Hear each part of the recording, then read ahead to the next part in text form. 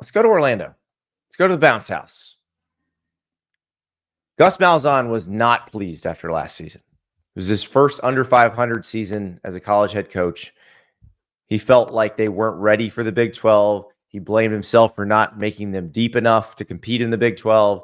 They had the epic collapse against Baylor. They should have beaten Oklahoma, but they get RJ Harvey back, a 1,400-yard back. They go get KJ Jefferson out of the transfer portal, who, other than Cam Newton, and there's no Cam Newton running around, that Cam Newton's not walking through that door. But if you gave Gus Johnson a copy of EA Sports College Football 25 and made him create a player, he'd create KJ Jefferson as his quarterback. So I'm pretty excited about what they could do offensively. Whether they can stop anyone is another question. Yeah, no. And so, like, number one, this offense is going to be very good. KJ Jefferson has been, an elite player when he's had the right coaching around him. You look at his numbers last year versus when Kendall Briles was offensive coordinator in Arkansas, different player. So it's good for KJ to be on the Gus bus, because if there's somebody that can figure out offensively how to handle KJ Jefferson, it's Gus. And on top of that, like, they've had as good of a portal as anybody in college football, especially the most recent spring portal window. And they added some big time players through the portal, in that period. So I'm really high on UCF. To your point, the biggest question is, what are they going to look like on defense? Yeah. 95th in the country in sacks last year.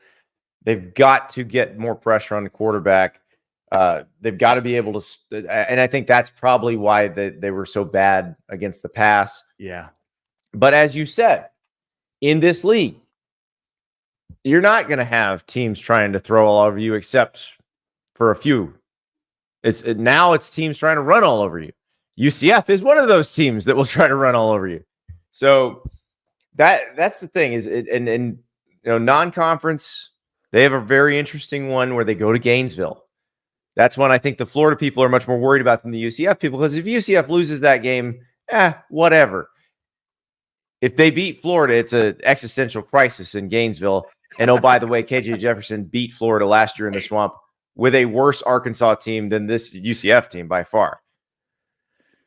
And that's such a big game for the Big 12. The Big 12 needs to win games against SEC opponents, because the viewpoint of the Big 12, the perception of the Big 12 is that it's basically now the American Athletic Conference relative to the Power 2. So, any opportunity that the Big 12 has to win those games is huge. We've heard SEC athletic directors last week at SEC meetings talk about 9 wins should be good enough in the SEC to get you in. That's where the Big 12 needs to knock off some SEC teams, so that all of a sudden a 9-3 team in the SEC doesn't look so good, because it's like, oh, did you not see the Big 12 was beating some of those teams too? So they got Utah on Black Friday. That's the only one of the big three that we've been talking about that they've got to play. They could be playing Utah for a spot in the Big 12 championship game. Like that would not shock me at all, Ari. I'm with you. I think when you look at the quarterback, you look at the wide receivers, they have the weapons, the running game. I think their ceiling is Big 12 championship. And maybe it's just getting to the Big 12 title game. Maybe like saying that they can win it and get to the playoff would be too much of a stretch. But I just think you've got an elite quarterback that has shown that he's elite under the right tutelage, and Gus Malzahn's the right coach, obviously the right offensive coordinator to get the most out of him. So I love UCF this year. I'm big on UCF being a major surprise team in the Big 12 this year. Yeah, my ceiling for UCF is Big 12 title, college football playoff berth. My floor for UCF is 7-5. Like they're not going under 500 again. I don't think that's going to happen for a long. I think UCF is going to be one of the powers in the Big 12 going forward. They just needed to get a little bit deeper. I agree with that. And look, they're the only new team from last year that actually made a bowl game.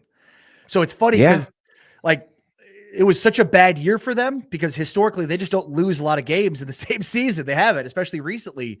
So it was so tough for them because they just aren't used to losing multiple games in the same season, but they got to a bowl game. So I'm with you. They're floor, like, there's no way they're going to be worse than they were last year. Their floor is 6-7 wins. Yeah, exactly. Thank you so much for watching. Just a reminder, subscribe to this channel right here so you never miss an episode of Andy Staples on 3. And oh, by the way, watch all the other great videos on the On3 Sports YouTube channel.